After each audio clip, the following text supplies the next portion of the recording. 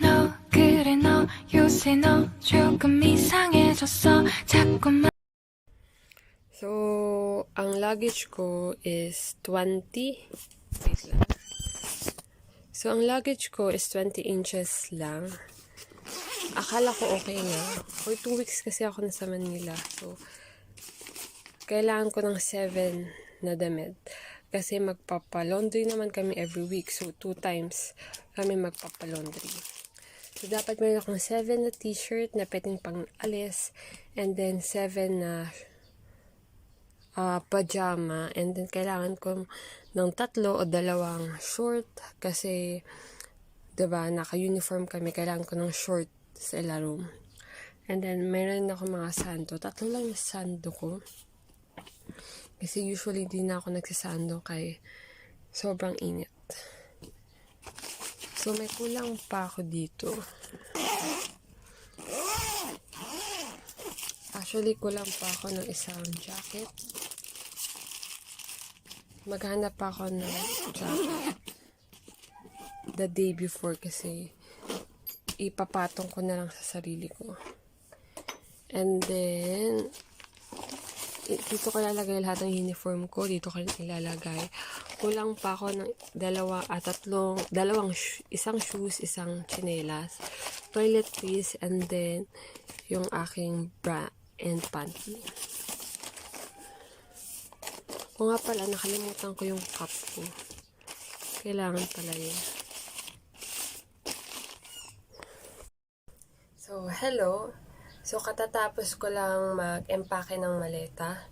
So, in-empake ko yung mga pajama na dadalhin ko. So, na-empake ko na. Pero kulang pa yun ng mga uniform, ng sapatos. So, ilalagay ko pa.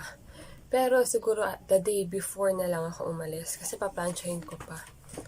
Tapos, wait lang, hinihingal kasi ako.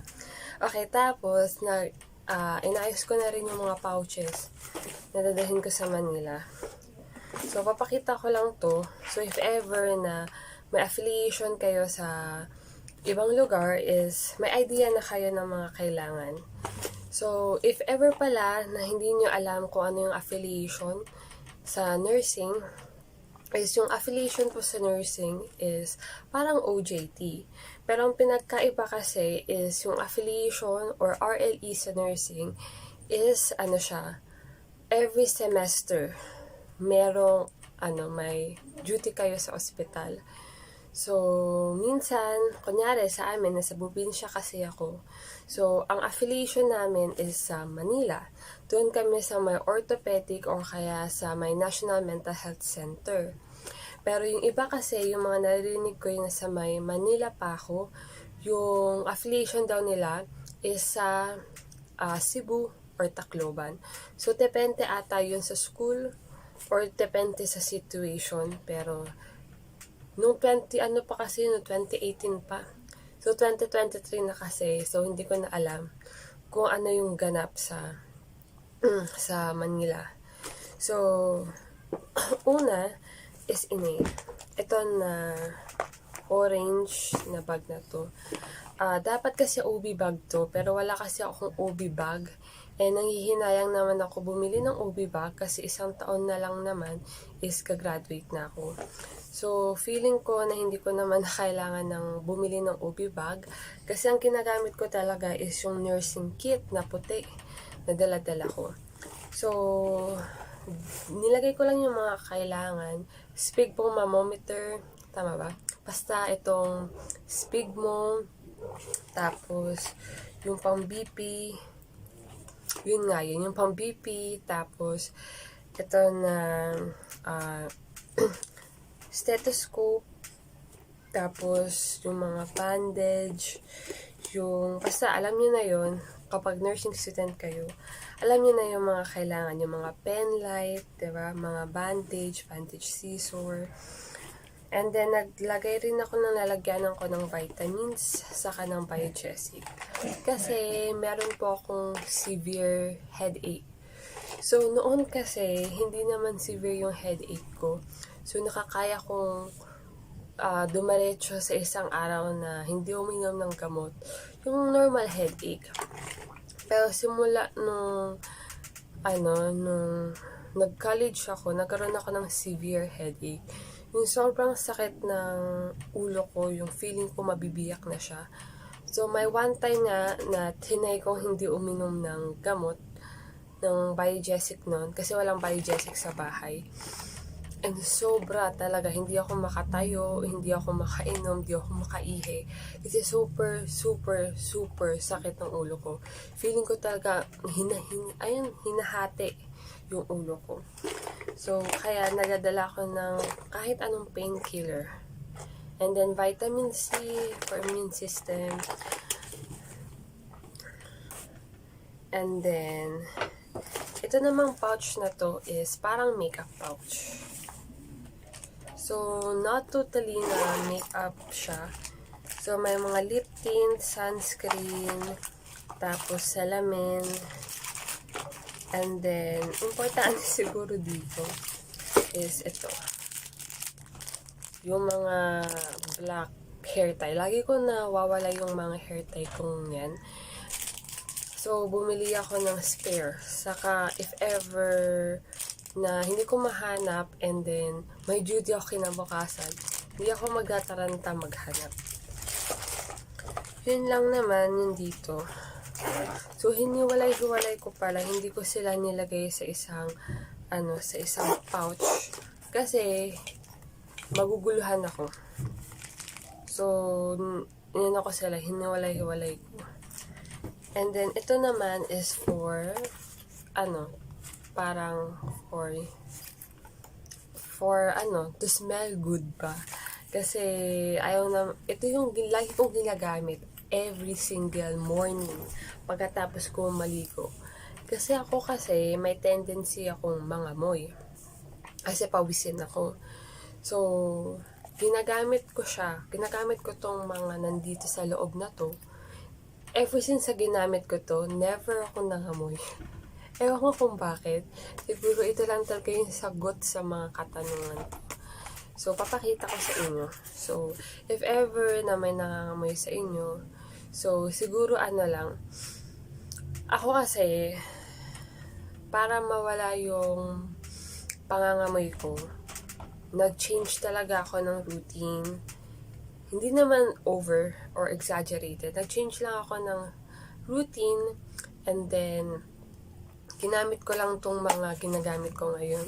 So, noon kasi, hindi ako nagsha-shower bago matulog.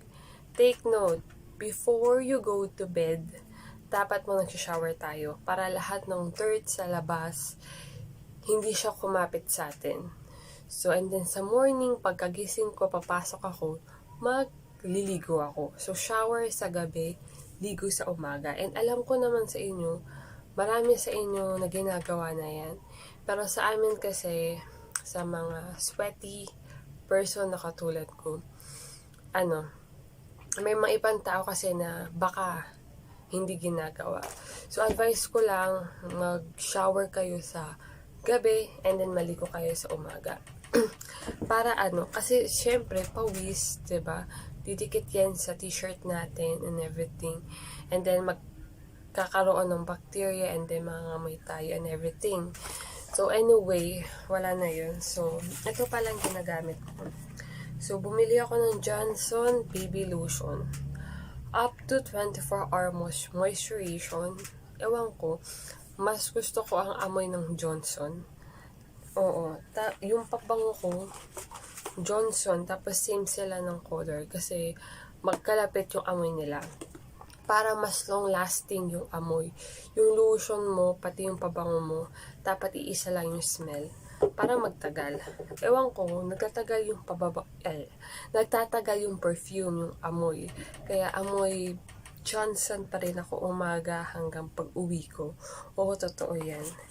And then, ginagamit kong deodorant ngayon is itong Secret. Pero may deodorant ako na ginagamit is yung noon yung Safeguard na for sports. So, ginagamit ko rin yun. And then, ginagamit ko rin to. Hindi ako nangangamoy dito sa Secret. sa Platinum Protection Antiperspirant.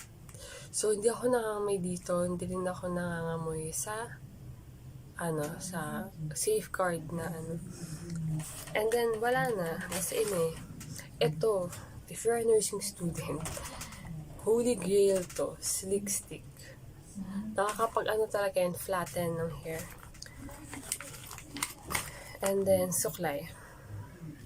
Nakita ko lang doon sa TikTok Tapos binili ko. Suklay.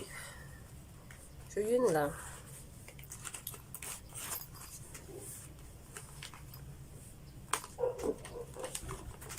Ito yung mga ginagamit ko para hindi ako mangamoy. So, sana if ever na itatry nyo, sana mag-work sa inyo kasi nag-work sa akin. Anyway, next naman is ito. So, ito naman is for my gadgets, mga chargers, mga ganun, nandito. Mahilig kasi ako sa technology. Hindi siya mahalata pero gusto kong bumili ng bagong cellphone na bagong labas and everything. Pero, hindi naman siya kailangan. So, hindi mo ako bumibili every year kay mahirap lang kami. So, yun. Lahat ata ng available na technology, hindi yung available, yung present ng type ng technology, meron ako. Una, meron ako smartwatch. So, yung smartwatch na yun, regalo sa akin ni Ate Geng Geng. So, yun. And then, meron akong, wireless na Bluetooth. Kasi meron akong tablet. And then, yung laptop ko naman, sira na. So, ginagamit ko is yung tablet. So, para magmukha siyang, and then para mas efficient, gumawa ng mga projects or ng mga word, ng mga essay, ng mga nursing care plan, kailangan mo to. Tapos, meron akong keyboard, wireless keyboard, doon sa tablet ko. So, para talaga siyang laptop. Kaya, rin siya, maganda rin siya kasi sira na nga yung laptop ko. So, kaysa naman bumili ako ng laptop na same lang sila ng use na dalawa. Mas pa nga yan mas efficient kasi dala-dala mo lang siya kahit saan, hindi siya mabigat. And then, meron akong speaker, meron akong, ang tawag ito, portable na ilaw, and then power bank. Tapos ito mga chargers lang to, and then charger lang to, saka connector ng USB sa type C. And then may wireless ako na earphone.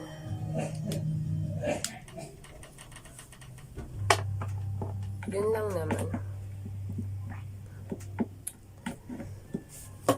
So, dadahin ko yan. By the way, dadahin ko ito lahat sa Manila kasi kailangan siya.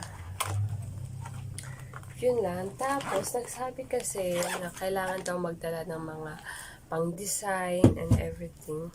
Doon ako na-stress kasi ang mahal. Bumili ako ng notebook nung nakarang araw. 150 pesos ako. Notebook lang yon. Tapos, white paper, bond paper. Tapos, 3 notebook. Tapos, isang crayon ng binili ko. Isang crayon, isang bond paper, 3 notebook. 150 pesos ako. Like, oh my God. Siyempre, yung pinipili ko, below the average yung quality. Kaya hindi ko naman afford yung super ganda na notebook kasi isang notebook nasa 40 pesos. Tapos yung binili kong crayons, yung tagto 27 pesos lang. Kasi yung crayons na brand, mahal. na-stress talaga ako. Tapos, pinagtitinginan kasi ako ng mga sales lady doon. Kasi ang tagal ko sa may bond paper section. Kasi nga, tinitignan ko kung ano yung pinakamura na bond paper. Kaya, nagtagal ako doon. Tapos, gusto ko pa nga sana bumili ng 2 red ballpen saka blue ballpen kasi yun yung kulang ko sa mga ballpen. And then, nakita ko kung magkano, tagpi 15 pesos, tagpi 10 pesos, may 6 pesos, pero hindi maganda yung sulat. Which is, kailangan medyo average yung sulat kasi baka mag-charting kami sa hospital, 'di ba? Dapat nababasa yung sulat ko. So anyway, ito yung pinaglalagyan ko ng mga pang-design. Hindi ko, opo, may art sa nursing. Pero, ano lang naman, hindi naman ganun kahalaga. So, yung mga pens. Nga pala, ewan ko sa amin kasi, sa ospital, kung saan kami nag-duty, meron silang parang protocol or something na kailangan sa umaga, blue ballpen, sa hapon, black, and then sa gabi, kunyari lang red ballpen. So, ibang kulay every shift. So, para automatic, yung nagsulat nito, morning shift. Diba? And everything. Tatanong mo, sino dyan yung morning shift? Para magtatanong. Ito, ilalagay ko to din sa bag ko na black. Tapos, dadalhin ko rin yung portable kong electric fan. And then, yun na yun. So, bukas, meron kaming, parang paghahanda para sa may mental. Kasi, syempre, pupunta ka sa mental health. Dapat, mentally ikaw handa. So, yun lang yung gagawin ko bukas. So, yun lang. And I see you tomorrow. 자꾸만 시도 때도 없이 시무룩하고 고민이 생겼니 초등학교 영어 수업 시간에 배웠었던 현재 진행형 같아 하루에 10번 내 맘이 움직여 이상하고 아름다운 느낌이 좋아 걱정되고 보고 싶은 이런 기분은 현재 진행형 사실은 나도 뭐가 뭔지 잘 모르겠어 어쩌다 우리 여기까지 알 수 없는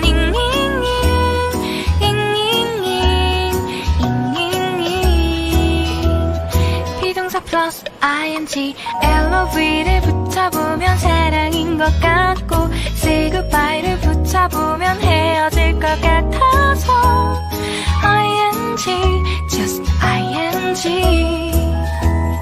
내 맘은 아직 ing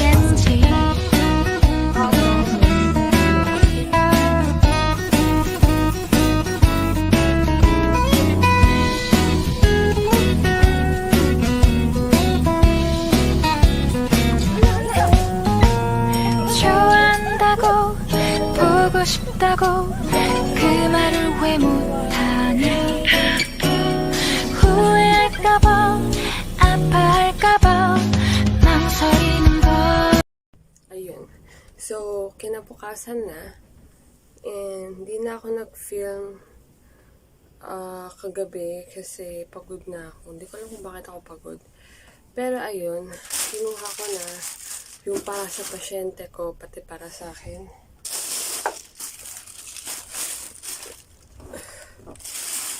Bubuksan ko yung electric fan, Init kasi. Ayan.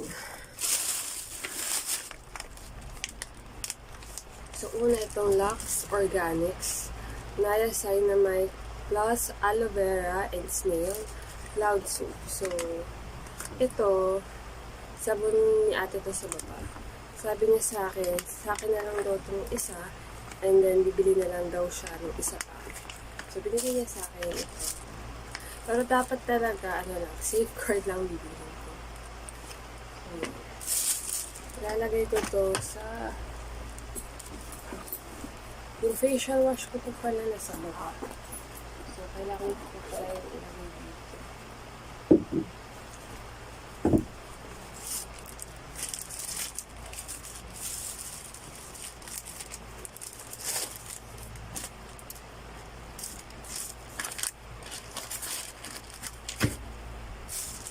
And then, bumili ako ng 2 tissue, isa sa pasyente ko, isa sa akin. If ever nagtataka kayo kung bakit ako bumibili ng hygiene kit para sa patient ko, is because isa siya sa mga requirements sa mental health. So, kaya bumili ako ng 2. Inilhan ko rin siya ng face towel. And then, para sa akin itong 2, face wipes.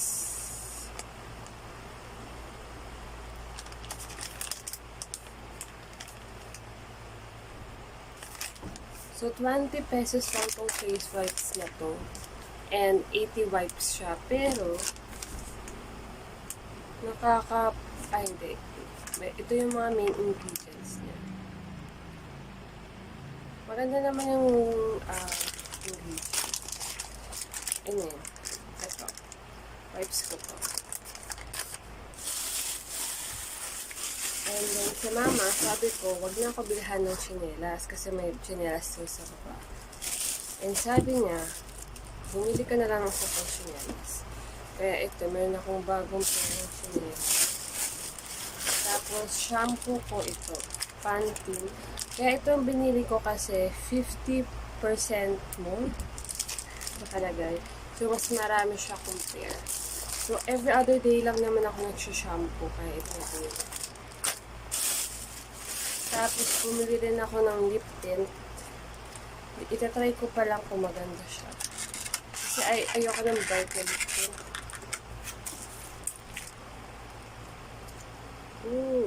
Hindi maganda yung applicator. Hindi feeling ko tatagas yung lip tint. Feeling ko lang naman. Wow! Gusto ko siya. Gusto ko yung kulay.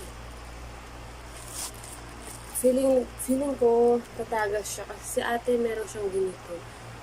Pero tumatagas yung lip tint. So, ang bilis maubos. Pinihan ko rin ng sika yung patient ko. Bumili kami sa kaklase ko ng hygiene pouch. So, okay. Tapos bumili rin ako ng hair accessories.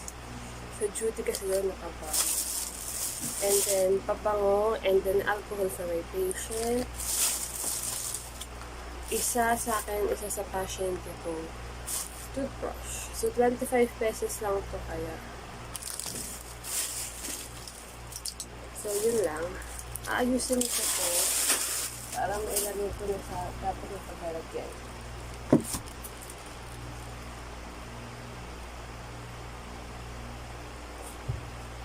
Grabe ang init. Kaya ako naka-jacket pala kasi naka-sandal lang ako and masyadong explicit.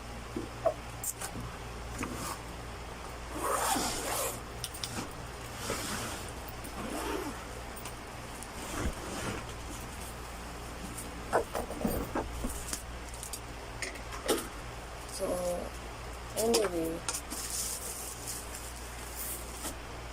So, sa after bath ko, may lalagay pa ako dito. Wala, no?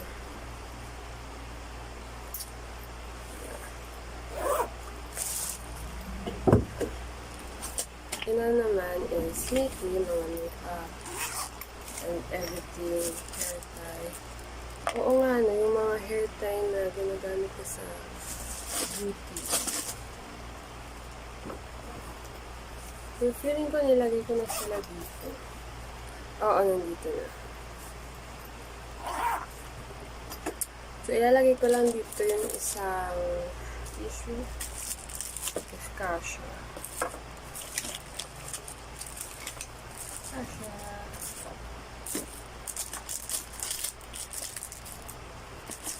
And then, ilalagay ko rin itong dalawang hairpin.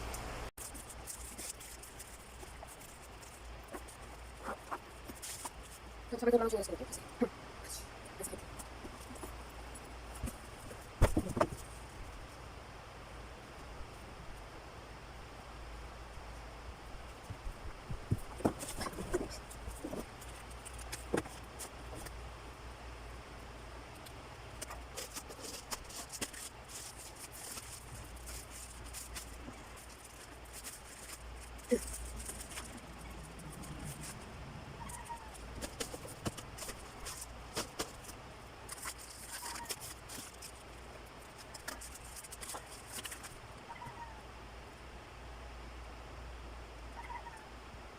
Sabay ko lang sila. Pero bakit ba yung kapatid?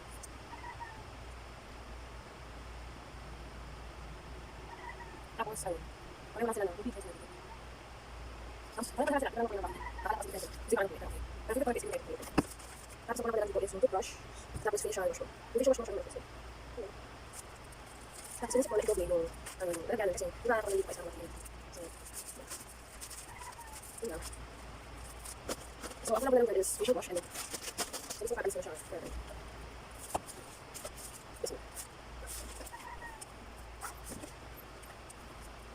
Ikaw, video siya lang kasi. Marami ko siya.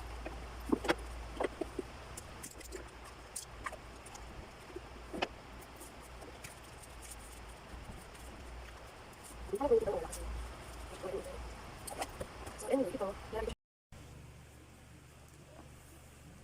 Ayun, so, alis ko na bukas and nagpariband ako kanina. Pasensya na sa sound kasi nakabukas yung electric fan. Init kasi mamaya pagpawisin ako sa yung riband ko. So, ayusin ko pala tong suitcase kasi luggage kasi marami pa.